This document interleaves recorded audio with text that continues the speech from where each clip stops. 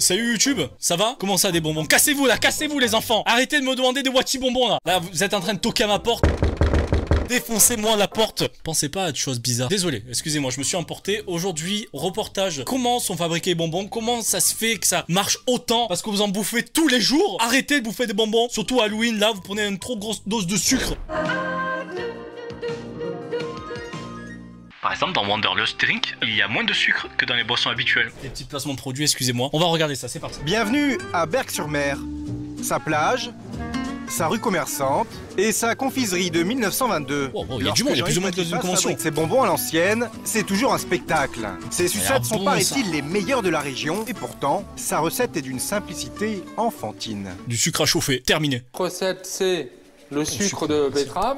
Envoie-en du sucre là, vas-y là. Il faut Miam le diabète là, yes. On va mettre un petit peu de perlimpinpin. Alors ça, c'est notre secret de fabrication. Hein. C'est l'eau de la carafe, de la cantine. C'est ça ton ingrédient mystère là, de l'eau qui a le goût du chlore? Ah ben voilà, c'est bon, j'ai découvert l'ingrédient mystère. Si vous voulez faire des bonbons, vous pouvez maintenant. Un caramel comme autrefois. Miam. Sans édulcorant ni conservateur. S'ajouter, ce sont ces quelques gouttes d'arôme naturel du parfum désiré. Donc là, c'est de l'extrait naturel de fraise. Et voici le résultat.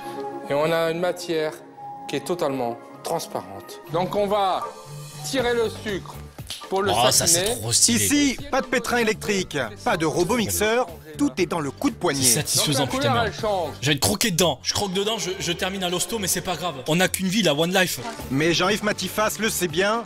Ça brasse. Fuck Haribo. Aujourd'hui, ce sont les multinationales. La fabrication des bonbons, c'est ça. Des robots, des kilomètres de tapis roulants, des usines géantes et des millions de sachets vendus en grande surface. Cadbury Craft, Wrigley, l'ami Lutti, Solinest et Haribo. Qu'est-ce qu'il fait là? Il donne des marques ou il fait une incantation là? Je comprends pas. L'an dernier, les Français ont avalé 230 000 tonnes de bonbons. Qui a fait ça? Qui les a bouffés là tous? Dénoncez-vous là maintenant. C'est un jugement. Je veux savoir qui l'a fait. Allez, c'était moi. Ben voilà, c'est toi. Voilà. À cause de toi que les artisans ils ont du mal. Direction Uzès, une petite ville du sud de la France, Uzès, à quelques kilomètres de Nîmes. Il y a l'usine Haribo, c'est vrai. Putain, waouh. Haribo, la multinationale allemande. Le site est donc strictement fermé aux visiteurs. Jean-Philippe André, le patron de la filiale française, a peur d'être copié. Des tonnes de sucre liquide livrées par camion-citerne, quelques additifs alimentaires et des colorants. Ouais, tout ce qu'il n'y a pas dans ma boisson. La différence avec les concurrents, ce sont les dosages et les procédés de fabrication. L'usine d'Uzès produit quelques-uns des bonbons les plus célèbres et les plus rentables de la marque. La fraise Tagada sûrement. Voilà.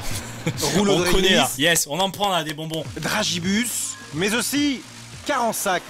Allez, dénoncez-vous là, encore une fois là. Qui prend ça là? Qui prend du Carensac là? S'il vous plaît. Pas moi, Berck. C'est toi, ma mère. Ma grand-mère. Moi. Aïe, aïe, aïe. Je dis ça, moi, j'ai horreur de ça. Mais par contre, la réglisse, ça va. Banane. Incroyable. Et surtout la fraise Tagada, c'est l'un des fleurons de la marque depuis 40 ans. Attends, quoi? Et surtout la fraise Tagada, c'est l'un des... Qu'est-ce qui lui arrive? Qu'est-ce qui lui arrive? Et surtout la fraise Tagada! Il en a pas eu, c'est ça? On lui a volé ses fraises Tagada quand il était petit. C'est forcément ça. Putain de fraise Tagada là, m'énerve. Il y a à peu près 60 Tagada qui sont consommés à la seconde en France. 1 milliard de fraises Tagada consommées chaque année en France. 10% du chiffre d'affaires de la marque à elle toute seule. Ici... Mais c'est la musique de saut là que vous avez mis. Entre ça, cette machine là que j'ai cru qu'elle allait me choper. J'ai cru qu'elle allait sortir de l'écran, me récupérer, me balancer dans un paquet. Les deux confiseries ont été créées la même année. Ah. Tout commence au début des années 20, au moment où la tante de Jean-Yves Matifas ouvre sa boutique de bonbons à Berck. À Berck. Un jeune confiseur crée lui aussi son atelier. Il s'appelle Hans Riegel. La légende raconte qu'il a commencé dans cette petite maison, avec pour seul capital de départ un sac de sucre et un vieux chaudron de cuivre. L'atelier d'Hans Riegel, le voici, reconstitué dans un musée, à côté de l'usine d'Uzès. C'est des potions là qu'il a fait le frérot là. Je goûterai pas ces bonbons là bizarrement. À l'époque où n'existent que des bonbons durs, lui imagine une texture gélatineuse pour plaire aux enfants. Et pour rendre sa création attrayante, il lui donne la forme d'un ourson, l'animal préféré des enfants. Le monsieur s'appelle Hans, H-A. Son nom de famille, c'est Riegel, R-I. Il habite Bonn, B-O. Et il cherche un nom commercial pour... Oh putain! Le succès est immédiat. En 1922, Hans Riegel doit même investir dans un vélo. pour livrer ses clients à travers toute la ville de Bonn. Gros investissement. Le petit atelier est devenu une multinationale. C'est désormais en jet privé que se déplace le PDG de la marque allemande. Il est toujours vivant. Il a 87 ans et il s'appelle Hans Riegel. Comme Oui, papa, bah. Hans Ah non, c'est Riegel le Jr. fils. a hérité du prénom et de la petite confiserie de son père. Et du sacré chèque, du sacré compte en banque de papa. Miam. Lui, les bonbons, il connaît pas, il bouffe la thune. Ah, il est fort quand même. Alors, on va donner Haribo ce que c'est maintenant. C'est lui qui a... C'est lui qui a fait ça. Vas-y, je boufferai plus jamais d'Haribo. C'est quoi ce truc-là? C'est terrifiant. Décliné sur tous les tons et sous toutes les formes, la marque fabrique plus de 300 sortes de friandises aujourd'hui. Hans Riegel Jr. est aujourd'hui l'un des hommes les plus riches d'Allemagne, avec une fortune estimée à près d'1 milliard d'euros. Presque au niveau des streamers. Presque. Le PDG allemand est accueilli comme un chef d'État. D'ailleurs, ce matin, Il a du mal. la française rend hommage au pape du bonbon. Direction le palais du Pharaon, où il vient recevoir la Légion d'honneur. On dirait un bavarois. Ah, il fait des bonbons, le frérot. Il est rien comparé à Squeezie. Et nous vous faisons Vous chevalier avez fait plaisir à mon fils. dans l'ordre national C'est de sympa. la Légion d'honneur. Sympa cette bison Wi-Fi là, je connaissais pas. Hans Riegel Jr. se montre rarement en public. Quand il est contraint de le faire, comme ce matin, Regardez-le lui là. Mais je comprends pourquoi il sort plus. Dès qu'il sort, le frérot il se ramène là. Il va faire des cauchemars hein. Je ne donne jamais la recette de mon succès. Normal. Vous savez, la recette c'est le travail et encore le travail. Et beaucoup de sucre. active le goût du secret. Tu viens de recevoir la Légion d'honneur. Qu'est-ce qu'il fout là, le ref? Qu'est-ce qu'il fout ici, lui, là? Moi, je pèterais un câble. Le patron allemand peut avoir le sourire. Sa marque est le leader incontesté du marché. Ah ouais. Le problème, c'est que la plupart de ces bonbons qu'on trouve dans les rayons ont fini par attiser l'appétit de nombreux confiseurs concurrents. En plus de ces concurrents historiques comme Carambar ou Michoco, pourtant Daniel Tilliol leur a réservé la meilleure place Oh sur son non. présentoir. Oh là là, oh. Vous avez déjà le goût dans la bouche là de ces bonbons là. De merde. Déjà que c'est bourré de sucre, bourré de colorant, tout ça. Tu retrouves du pétrole à l'intérieur là. Nos propres bonbons. Tu donnes ça à des enfants, ils sont à notre deg. marque. Un produit Ça que l'on peut chiale, ça facilement rechiale. préparer. La fraise Elodie, 80 centimes. La fraise Haribo, 96 centimes, soit un décroché Voilà, à la limite pour 17 de 20% par rapport au produit Lidl. À part si vous avez une famille de 30 enfants. Même l'ourson a trouvé un concurrent et Je suis l'ourson là, regarde encore, je la garde encore celle-là, tiens, bam, tac.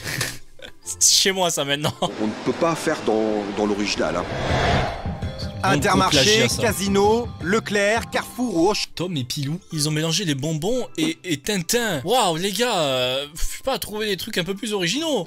Les patrons de la grande distribution ont Eux quand même là, ils en ont plus rien à foutre hein. Ils vont les appeler ours, sucre. Écoutez.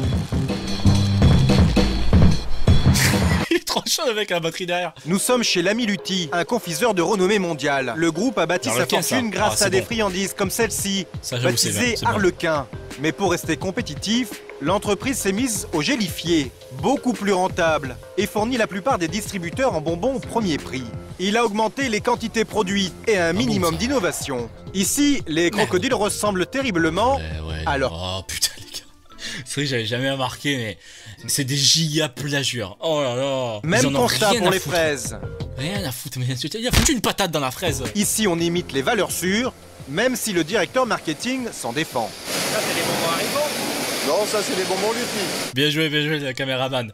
C'est des bonbons Haribo ça, hein? Dis-le à la caméra. Non, c'est tes bonbons, fous-toi pas de ma gueule. Pour l'instant, Haribo n'attaque pas ses concurrents pour contrefaçon. Il se vend plus de 20 milliards de bonbons dans les rayons. Et pour Ah ça c'est pour les boîtes ça. J'avoue que j'aime bien les Wrigley's mais putain quand dans la boîte avec tous les dragibus, il y avait plus de Wrigley's que de dragibus. Mais putain. Quand on les mâche, il faut un ingrédient indispensable, c'est la gélatine. Ah oui c'est vrai. Elle se présente sous forme de poudre.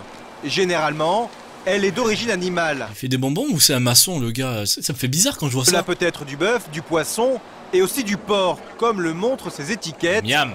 Miam. Posé là. sur des sacs de 20 kilos. Ah. Dans 90% des cas Ah. en France, c'est cet ingrédient qui est utilisé pour fabriquer la gélatine, destinée aux confiseurs. Eh oui, il y a du porc à l'intérieur. Il y a un autre élément essentiel pour attirer le consommateur et susciter le désir de manger tel ou tel bonbon. La couleur, voilà le deuxième secret des bonbons. Y a pas de secret, c'est de la bonne poudre là qui va te rendre le truc bien rouge, bien jaune. Ils sont obligés d'utiliser des colorants. Leur nom de code commence toujours par un E, comme Europe. Dans ce laboratoire nantais, spécialisé dans les analyses alimentaires, Marie Jaillet, docteur en chimie, étudie particulièrement la présence de colorants, notamment dans les bonbons. On a le E104 qui est le jaune de quinoléine, donc couleur jaune. Okay. Le E124 de couleur rouge qui est le rouge de cochenille. Et le E129 de couleur rouge également. Une information aux consommateurs comme quoi ils peuvent causer une hyperactivité chez les enfants. Hyperactivité chez les enfants. La voix off elle est tombée carrément. À cause de certains colorants qu'on trouve dans les bonbons. Les scientifiques disent avoir découvert que 6 colorants utilisés fréquemment dans l'alimentation pourraient provoquer chez les enfants des troubles du comportement. Une information prise au sérieux par la communauté européenne qui a décidé d'imposer aux fabricants une mention sur les paquets qui contiennent ces colorants. Peut avoir des effets indésirables. Un paquet de clopes, le machin. Tu vas chez le Buradis pour acheter ton paquet de Tagada. C'est interdit maintenant. Résultat, les confiseurs ont décidé de changer la composition de leurs produits. Ah, voilà, bien sûr. Tous sont passés au colorant naturel. Seulement, chez les fabricants comme Haribo par exemple, on l'admet, les bonbons coûtent du coup plus cher à fabriquer. Tant pis, au bout d'un moment, si c'est pas pour niquer la santé des gamins, autant payer plus cher. Ça augmente incontestablement le coût de production. Vous ne pouvez pas répercuter... Merci pour le fermenage. Dernier ingrédient qui fait le succès des friandises, le sucre. Plus de 70% de la composition d'un bonbon. C'est ce qui donne le goût, bien sûr. Oh, en fait, ah ouais, c'est une machine à laver. Oh les gars, ils achètent des grosses machines à laver, ils te balancent du sucre et des bonbons nature dedans. Préoccupation majeure pour les autorités publiques qui tentent de sensibiliser la population face aux problèmes d'obésité et de diabète.